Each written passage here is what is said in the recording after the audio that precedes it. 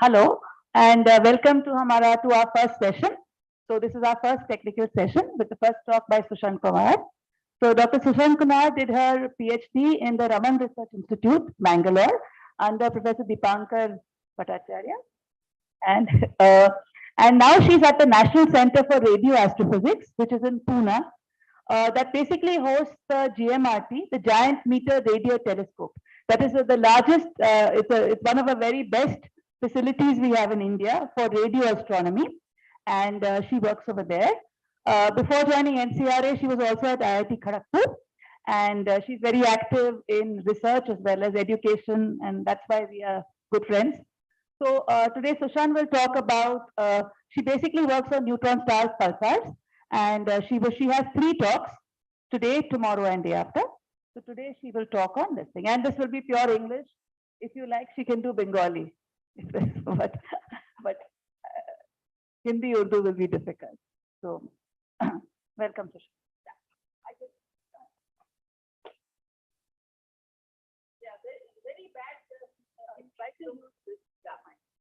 Very bad Hindi, zero Urdu, so I have to stick to English. Okay, so I would like to start by thanking Priya and Nazam for giving me this opportunity to come here and talk to you in person. There are, of course, a lot of people who are listening online. And this is my first in-person attendance of any conference or workshop. And as you have heard from Professor Priya Hassan, that there have been 2 more editions of this activity, 2020 and 2021, and those editions were completely online, and it was great to be part of these activities. Yeah. Particularly because even though it was a very difficult time, the students like yourselves very enthusiastic, and despite all the problems, people are facing all kinds of problems. All of you know what kind of problems people have faced. They continued working on the projects that we defined, and we have been reasonably successful in tackling those projects.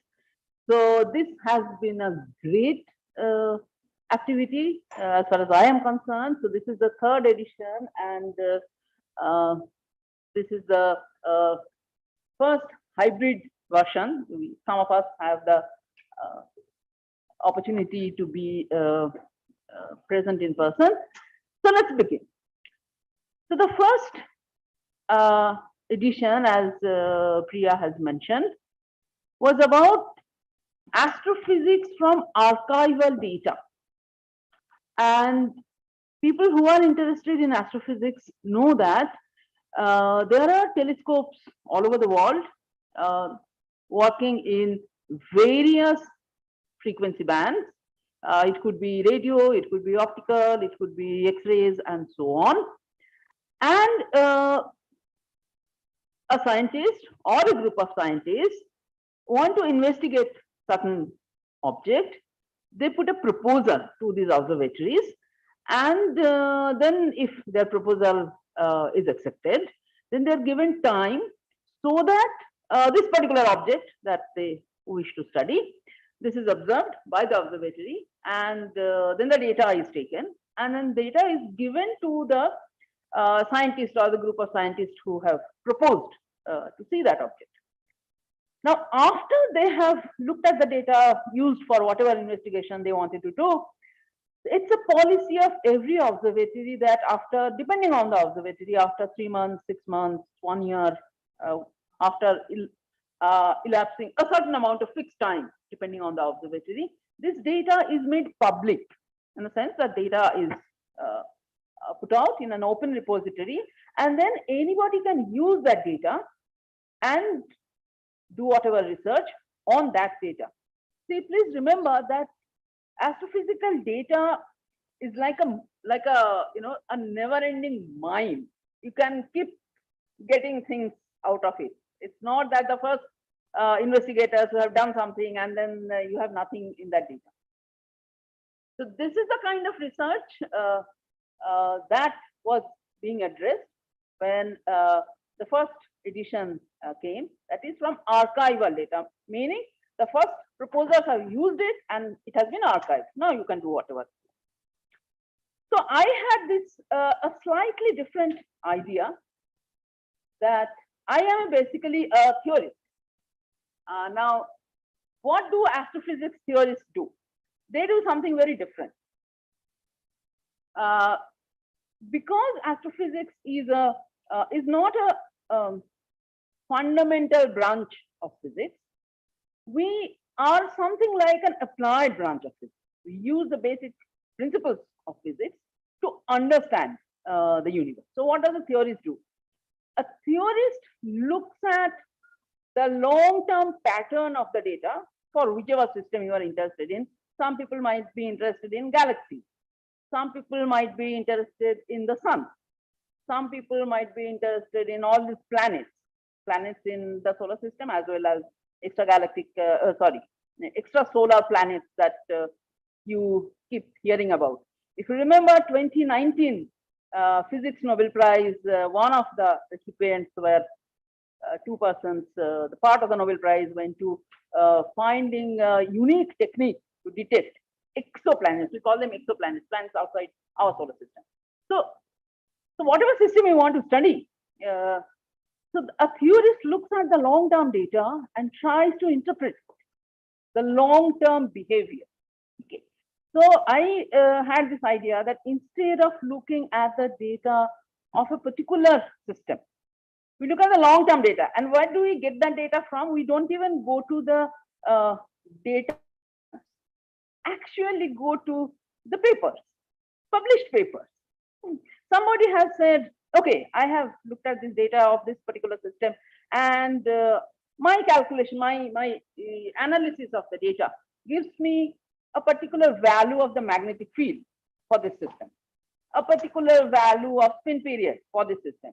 So you look at all these papers and you see that this kind of system, whatever system you are interested in, they have this kind of spin period, this kind of magnetic field, this kind of, if these are binary systems, this kind of orbital period, and then you try to interpret them.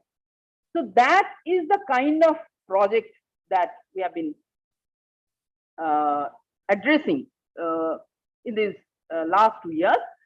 So, and we have been, as Priya has also mentioned, we have been slightly successful in doing that.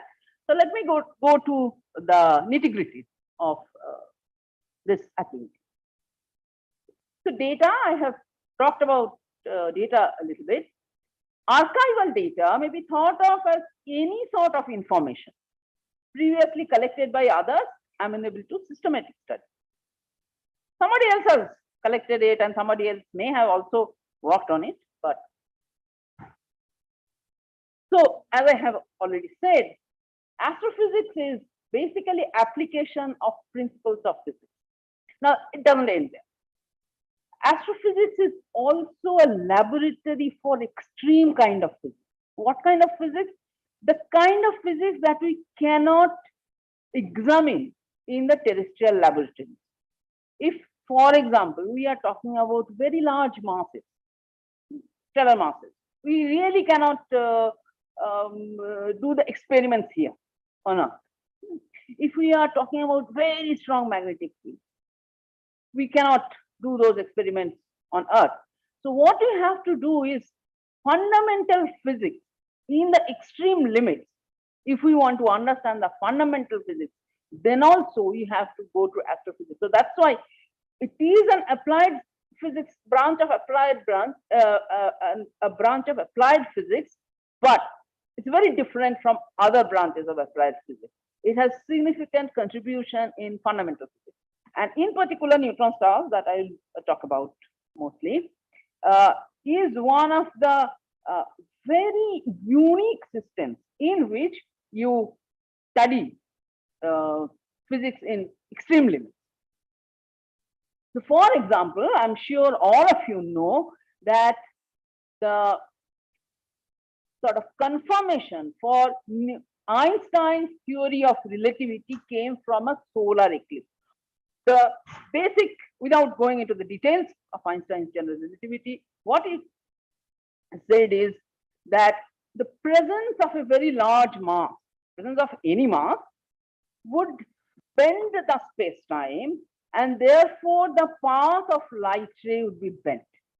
Now, the bend would be so small, you really need a very, very large mass to have a measurable amount of bending. And how was that done? Sir Arthur Eddington in 1920 went to South Africa to observe a solar eclipse, and at the time of solar eclipse, because the disk of the sun is sort of blocked, so the light is less. What they can see is, here is a star, that's the actual position of the star. If light from the star went straight, it should have gone like this and would have missed Earth. But suppose if we would have seen it only when Earth had gone here in its orbit around the sun, then only we have seen that star, and we would have measured its position in the sky and so on. But because of the presence of the sun, light bends and it comes to us like this, and because we cannot perceive the bent path of the light, we think that the star is actually somewhere there. And how do we know that we have made a wrong measurement? Not a wrong measurement. How do we know that the light has become bent? We can make the same measurement when the sun is somewhere else in the sky with respect to the star.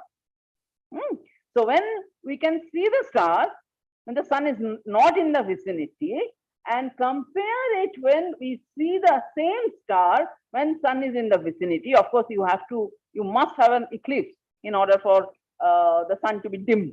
Otherwise, you cannot see a star very near the sun's path, sun's rays. And that was the experiment which was done. It is not an experiment, we call it an observation.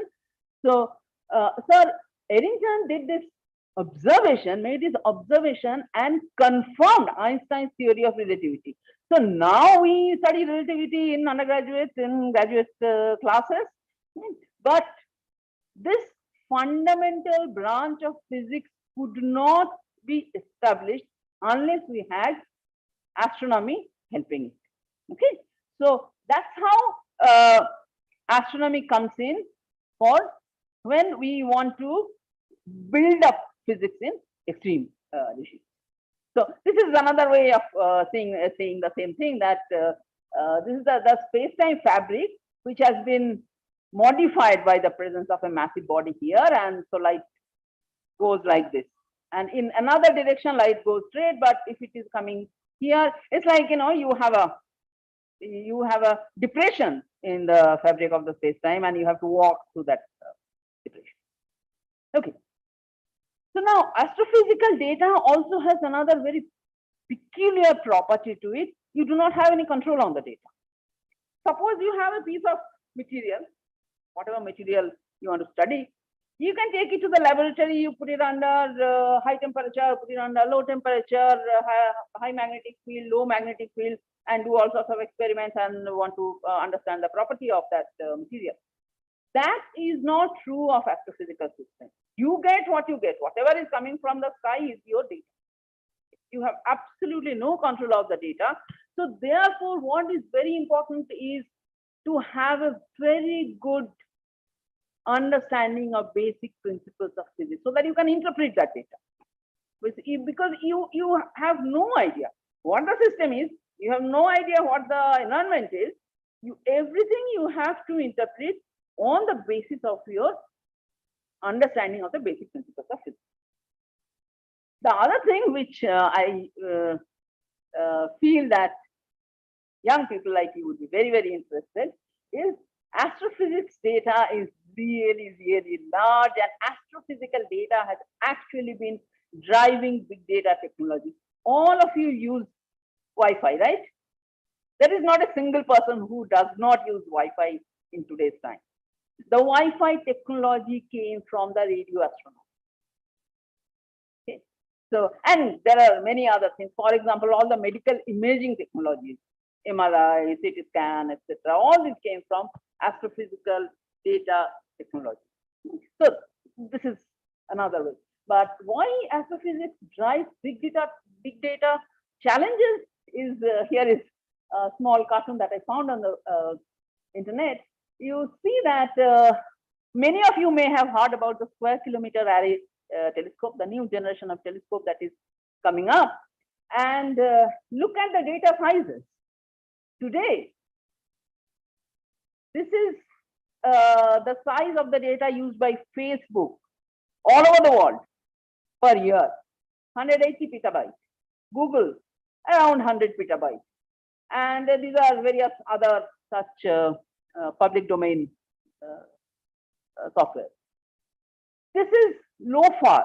This is one radio telescope in North Europe. This is also comparable to sort of, half of Google. And here is SK. That would be,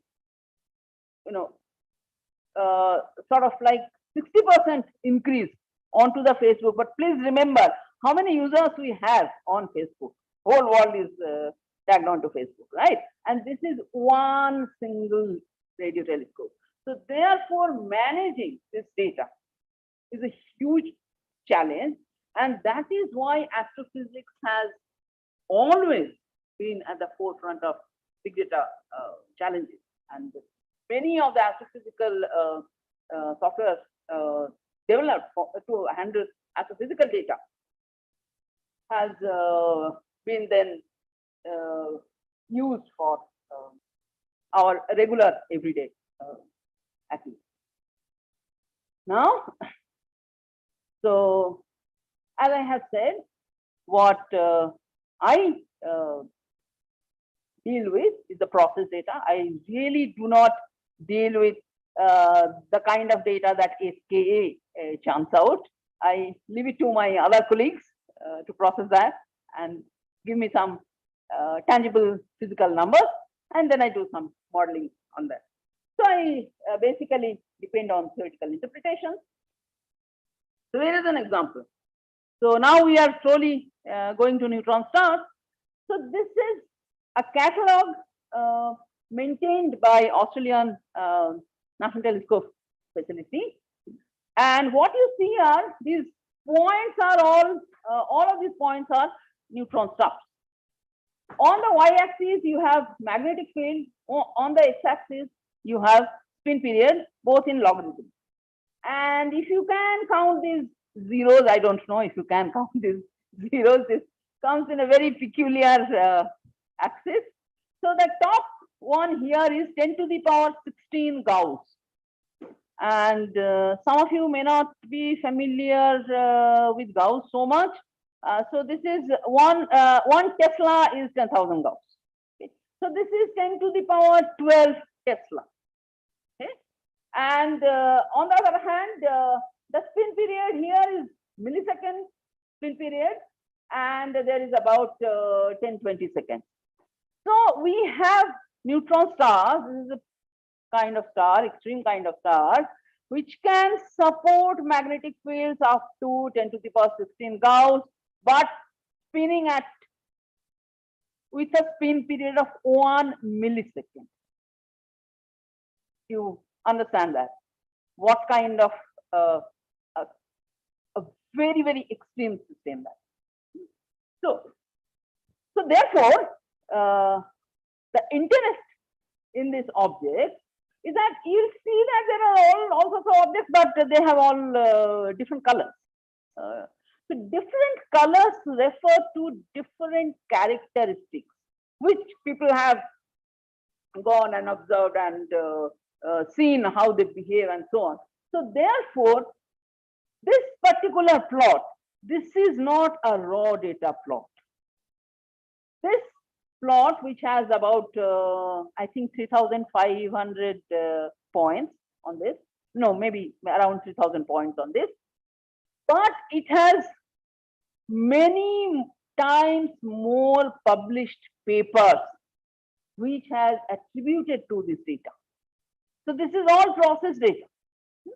And one then tries to understand, why do we have all these red points here?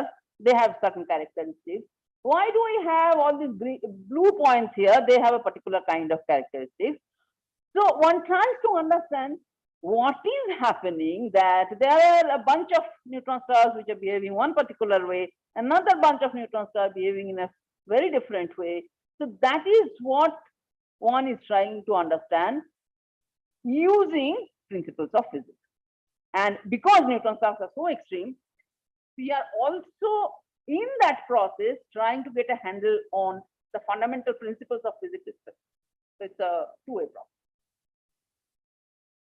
So the extreme physics. So let me talk about the extreme physics. One of the aspects of neutron star that attracts me is the extreme physics that comes out of this system. Why? I like to say this. This is my own made-up statement. A neutron star is the last line of defense that matter throws up in its hopeless struggle against gravity. So why do I say that? We all know there are four fundamental forces in nature, and two of them, the weak and the strong, they are effective only at very small distance. So for regular life, we can basically ignore them. For large distances, for big masses, those two forces are to be ignored.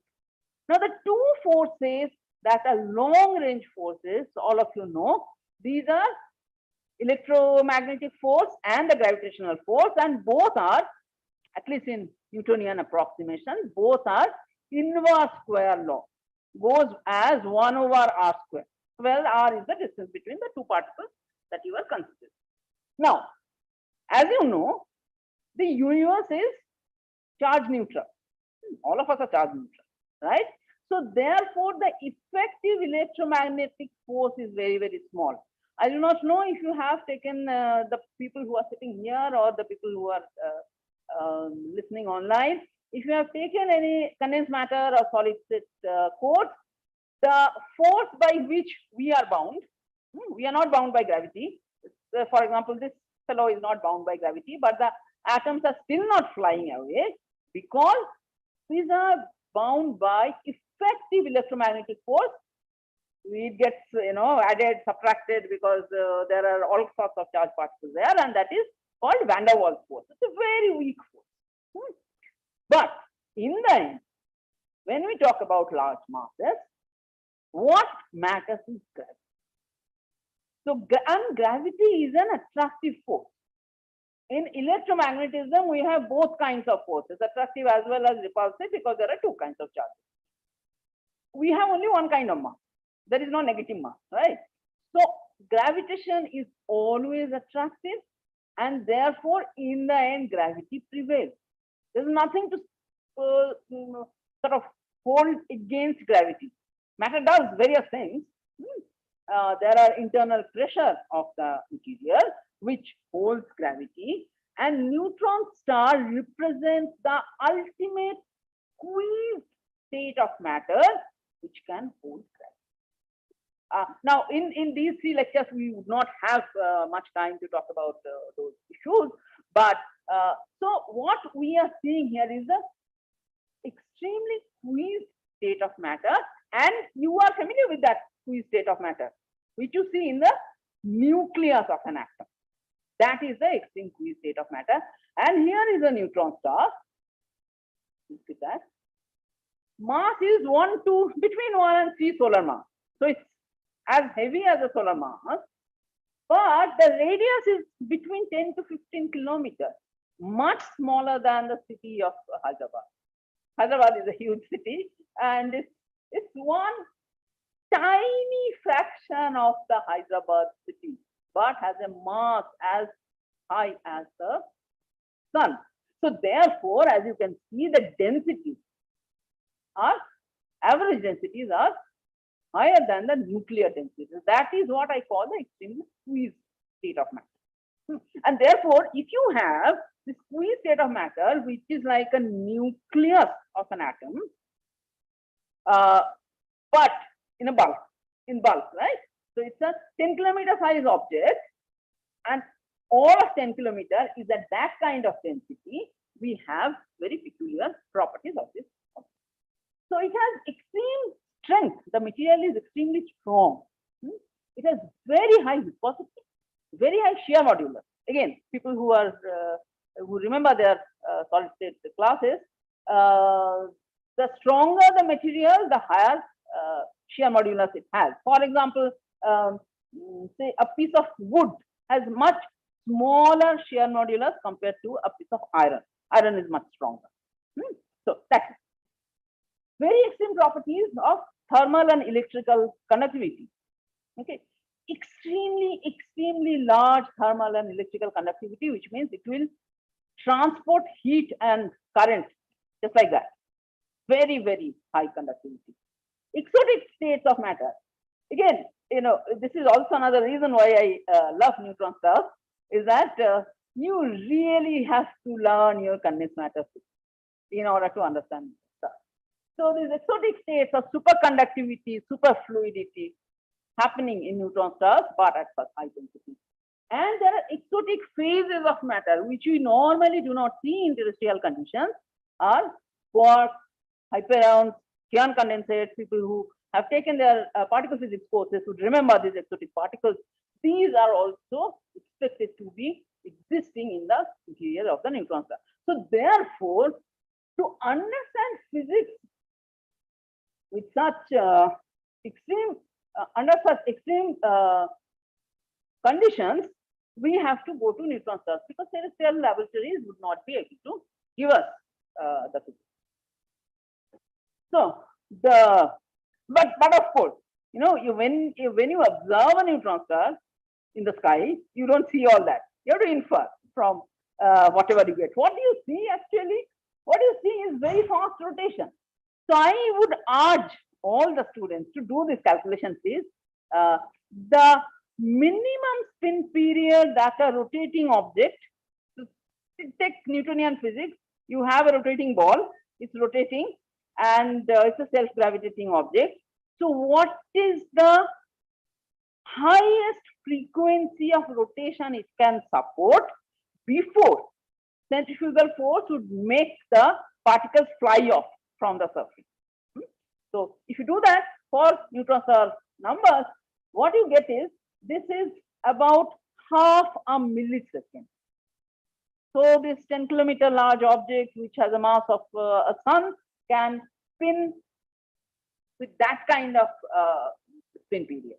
And if you do the same calculation for Earth, which has a mass 1 millionth of that of sun and much larger radius, for us it is 1.5 hours.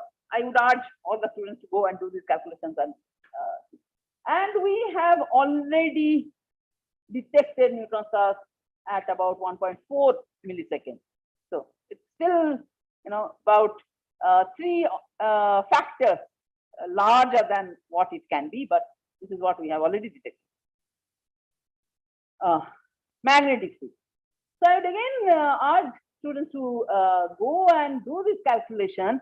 The central pressure that you get at the center of a self-gravitating object. And you see that this would be roughly of the order of G multiplied by m square, m is the mass of the object, divided by r square. Divided by r to the power 4, where r is the radius of that object. Please go convince yourself that that's what happens. And if you equate that to the magnetic pressure, why do we equate that? Because if that is the gravitational pressure at the center of a star, the strongest magnet it can support there is, of course, which has a pressure less than that. Otherwise, the magnetic pressure itself would make the star explode. So there you have 10 to the power 18 Gauss for a neutron star. Now, we have already seen a neutron star which has a magnetic field of 2 into 10 to the power 15 Gauss. but this is a surface field. We do not see a core field. And I would try to convince you probably tomorrow that we have now seen a neutron star which probably has a magnetic field of 10 to the power 16 Gauss. This is not a published result. Paper is under review, but I would try to convince you that that's what really happens. So you see that these are the things that make neutron stars very interesting to me. And I try to sort of tell people that this is what investigating this object. But how do we do that? Okay, we'll skip that. So, as I said, we really do not see all these numbers floating around with neutron stars. We have to interpret from the data. How do we see neutron stars? We really see neutron stars as radio pulsars. This is not Bajaj Pulsar, the bike. So you write pulsar and give a search on internet. That's what you get. So this is not that, but this is another kind of pulsar. So what you get is you get periodic radio pulses, very periodic radio pulses, and that's why they are called radio pulsars. So I will show you the same picture that we were looking at a little before. This is the picture that I had showed you from ATNF catalog. This is a slightly modified version, which is produced by me, and I have other types of things here. But you will notice that there is a line which I have drawn. You don't have to worry about the other things. It's basically same plot. So you see that there is a line here, and there are very few objects beyond that line, except for these. There is this, as if like a horizontal branch going out, and this branch is completely absent there. It's not there. That data is not here. So what is it? These are very different kind of beasts compared to this general kind of beast. So these are different kinds of neutron stars. So what do we really see them? So this is just that picture showing in an enlarged form. So these are really different type of objects. So neutron stars are actually three kind of objects if we think about the energy generation in these objects. See, we are seeing those. So they are sending us radiation in whichever frequency. So there must be something that is happening there, which is generating energy. Now, this is not like sun. In sun, do people know here what is the mechanism of energy generation in the sun? What gives sun its energy? Nuclear reaction, right? Nuclear fusion. So hydrogen is being converted into helium, which gives the energy. Such a thing is not happening in neutron star. It's like a dense nucleus of an atom. It's a huge nucleus of an atom. Nothing of that process is happening. Nothing is happening inside the neutron star. So energy is being generated outside. What we call is a magnetosphere. It's a very strong magnetic field. So outside processes are happening, certain processes are happening, and that is giving rise to the energy emission. So there is this class which we call the rotation powered pulsar. So there are processes which extract the rotational, something it is rotating. So every rotational object has an energy, which is rotational energy given by I omega square, half I omega square, half or whatever factor, depending on what kind of object you are dealing with. So that energy is channeled into this emission by some processes, and therefore this object slows down. So it spins slowly and slowly. So those are called rotation powered pulsars. They are basically seen in radio frequencies. It's not that that's where the most of the emission is radiated. No, the most of such emission goes into actually higher energy spectrum. But in the radio band, it's much easier to detect them. So most of the neutron stars, which are radiating like because of their rotational slowing down, they are detected in radio, most of them, and that's why they are called radio pulsars. And almost,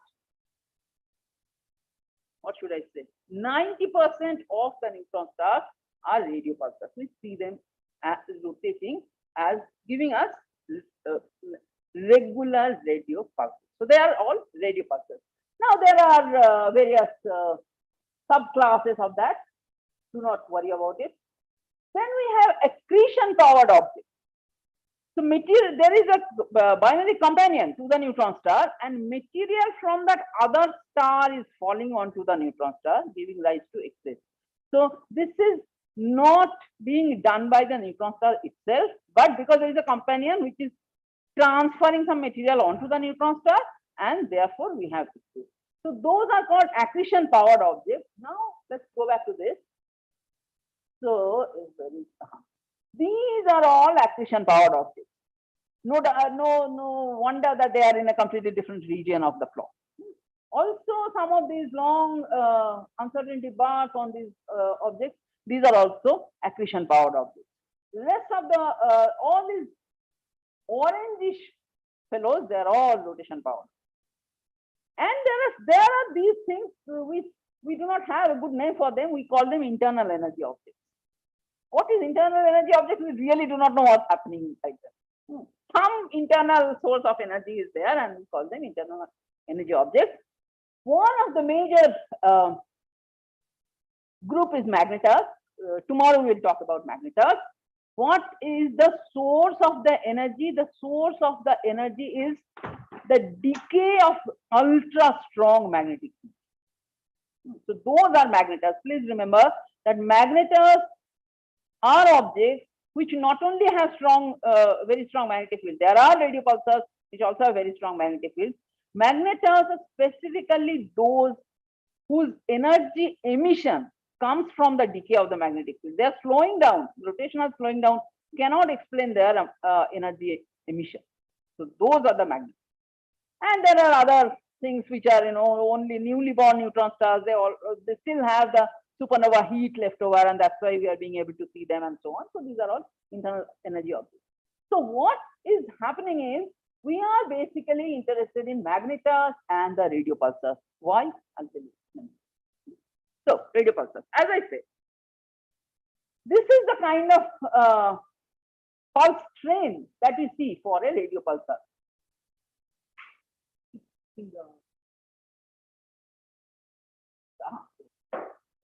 So this is time axis, and what you get as very regular pulses. Life is not as hunky dory as this. So the regular pulses from different neutron stars may look very different. If you go closer to the pulse, you would see that with time the shape could be very, very different. Their shape could even be different if you are looking at different frequencies. See, the emission doesn't come at one particular radio frequency. It comes over a range of frequencies. So if you are looking at different frequency range, the pulse profile, we call this pulse profile, may change. And if you go from radio to some other band, high energy band, let us say here we have radio and optical and X-ray and gamma ray. For some pulsars, you would see that you have only emission in certain energy bands and not in every. And for most pulsars, you would see that you have emission everywhere, but the pulse profiles look completely different. So it all has to do with how the magnetic field is structured outside the in the magnetosphere of a neutron star. This is a very rough picture. I know people who have done the earlier editions of the Astro Prince, they have gone through the basics of neutron star mostly, but I wanted to recap so that set the stage for this year's activity. So this is roughly the model for a neutron star. Here is a neutron star, and this is the rotation axis, the vertical. And here is the magnetic axis. It's plotted as a dipole, but it may not necessarily be a pure dipole. But the magnetic axis is at an angle to the rotation axis, and therefore the emission beam comes from this open field lines, and so it's like a lighthouse beam. This beam is rotating around the rotation axis, and every time this beam cuts our line of sight, we see this curve.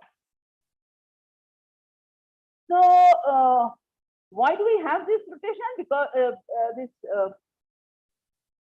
radio beam, because of fast rotation and strong magnetic field, this gives rise to acceleration of charged particles, and they emit energetic radiation.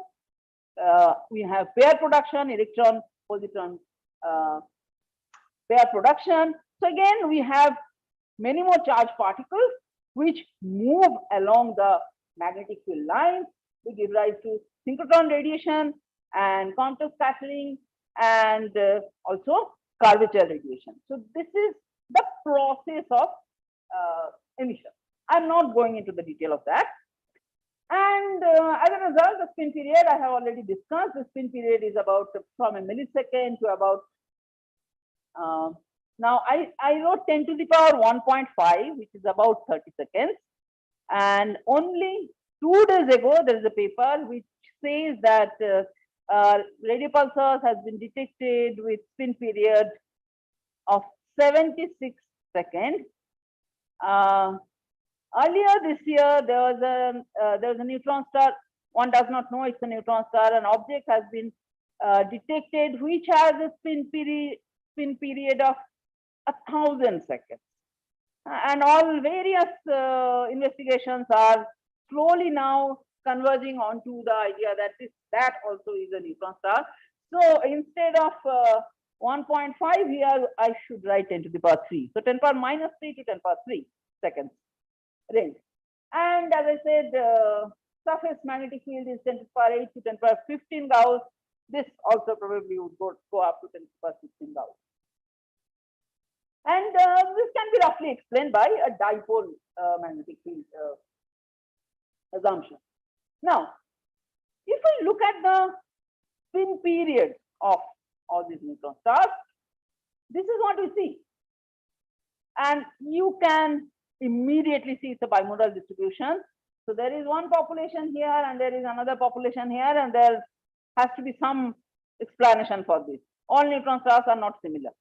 This tells us immediately.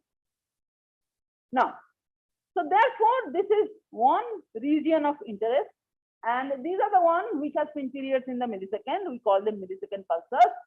And people believe that most of the neutron stars are born with spin periods in this regime. And if they have a binary companion, they get processed, their magnetic field also dissipates, and they get spun up. So they start rotating faster, and millisecond pulsars are born. So this has been one area of interest for a very long time, since the discovery of the millisecond pulsars. Please remember, the first pulsar was discovered in 1967. First millisecond pulsar was discovered around 1976, about 10 years later. And right from the discovery of the millisecond pulsars, there was this question: are these the same neutron stars, or they are different kind of neutron stars? How to explain them? And we understand that now we have understood that there has to be a binary companion doing something to the neutron star. Why we have it.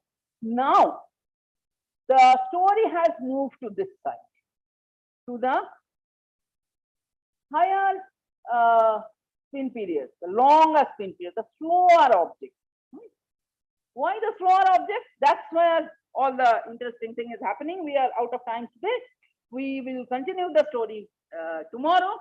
But before we do that, I just flash the kind of projects that we did in that. So this is a 2020 batch project, radio pulsar subpopulations. As I said, that the story has moved to the slower end of the spin period spectrum. So this is one of the objects called RRATs. This has been covered by my picture. Doesn't matter. So these are called the mysterious RRATs. RRATs are the rotating. It doesn't matter. The next slide would go. It's okay. It's okay.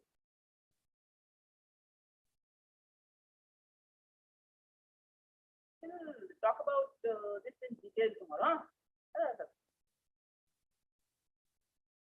Okay.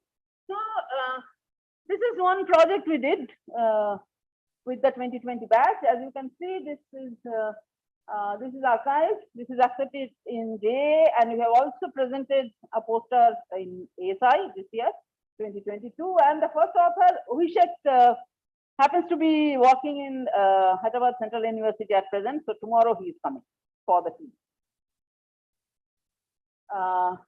This is one project which really stands out from the rest, because this is happening at the other end of the spectrum. This is happening with the millisecond pulsar. This is also presented at ASI this year, and the manuscript is almost ready for submission. This is one of the projects which is very close to my heart, about magnetas, and this manuscript would take a little more time to get to submission stage. This has also been presented in ASI. And this year we are doing, this is 2021 batch. What we are doing is, we are doing a classification of neutrons. You saw all these colored things, colored branches in here and there, right? So now what we are trying to do, we are saying that we do not know which classes they belong to. We would go blind to the data, just look at the characteristic parameters and use statistical tools to see if we can really get out these physical classes. And some nice piece of work is already happening, but it's in the initial stage. And another group is working at glitch statistics of neutron stars. There's some timing irregularity in the spin period. There are some glitches, and this is a slightly difficult problem. I have been a bit ambitious to give to the students, and so this is about the inclination angle. Inclination angle is the angle between the rotation axis and the magnetic axis, as I have shown before, that they are usually at an angle. Whether there is an evolution of that angle or not, trying to see the data. So tomorrow we will get on to the main thing. What I wanted to say about this activity, because just flashed the projects that have happened and that are still going on, is that I was not sure how to work on the project completely. I haven't met them, they haven't met me. It's all happening in the ether, so to speak. So what we did is, and there are quite a few people who wanted to join, and of course, I did not have that many projects with me, and also it would have been very difficult to handle that many projects. And it would also have been difficult for the students to work on a particular project alone, because none of these are somewhat time intensive. So what happened is, so they made groups of four or five. They themselves made groups, and they made their own network, their own WhatsApp group, chat group, whatever. And we would have group meetings, and they would coordinate the work amongst themselves, and it would carry on. And it's really been wonderful. And in the end, I have been enriched by the interaction. And they have gained friends all over the country. They haven't seen each other, sitting at different parts of the country, but the work has gone really good. So tomorrow I will talk about the first project, which is this one, and I will talk about this project day after. I thought I would be able to talk about the first project today itself, but the introduction took so much time, but I enjoyed talking about these things.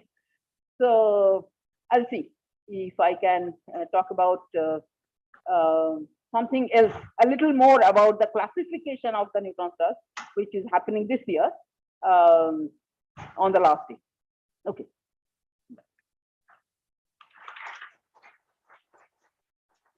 Thanks a lot, Sushan.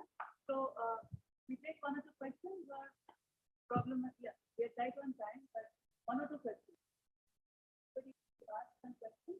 Anyway, ma'am is going to be with us for all the days, so you'll meet her at lunch and other times too. And if you are interested in doing projects later on, we will formulate. Thanks, Sushan. Thanks a lot. So anyway, ma'am is there with us, and tomorrow. Okay. There's a question.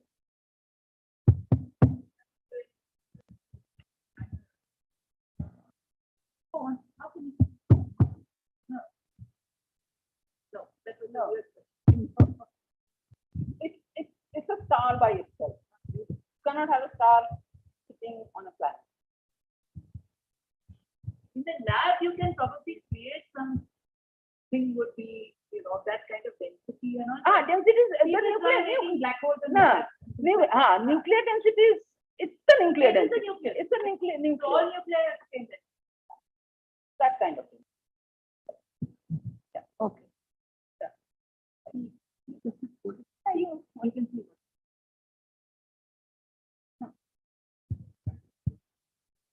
No, not that way. No. Again, statistically, look at the isolated pulsars, look at the millisecond pulsars. No, but if the changes are coming in, over what periods should it happen? Because they are extremely dense objects. No. And the change in the inclination. The evolution in the sense of, see, the millisecond pulsars are coming through a binary evolution. Whether that affects the inclination angles and whether there is some signature of statistically the inclination angles being different from the inclination angle in isolated pulsars. Okay. Not for the same object. Not for the same object. No, not for the same object. In fact, in 1995, Ratnashri worked with Joanna on this, and they had a paper. And of course, afterwards, Ratna didn't follow it up. And so that idea hasn't been really taken forward. So I wanted to see whether now that we have a lot more data. Not the same object. Yes, I thought the evolution was same objects. No. But can it happen?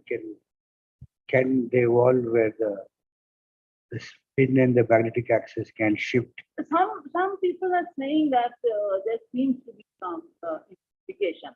Looking at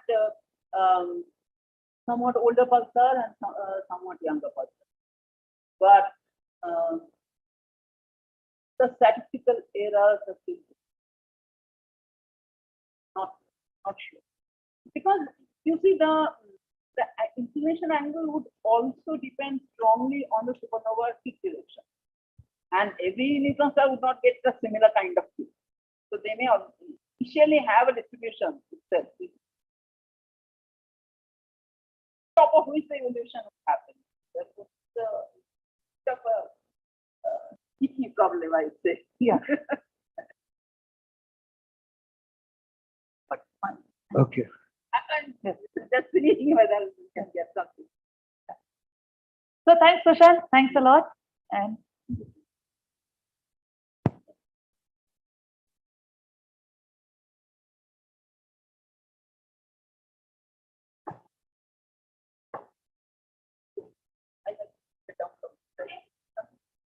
So let's thank Sushan Konar for her lovely lecture. I'm sure many of you must have understood, and if you haven't, don't be worried. It's something new for you all, but this will tell you that there is a whole field waiting for you to understand. You'll get some glimpse, and you can discuss with us later, and we can help you understand. So the next talk is by Dr. Priya Hassan. All of you know her, but formally I'll introduce. She essentially studies as an observation astronomer. She observes in optical, infrared, radio and all, and her basic interest is star formation and right star clusters. Like we humans, we are born and we grow old and die. Similarly, stars are born and they evolve. So she studies the star formation.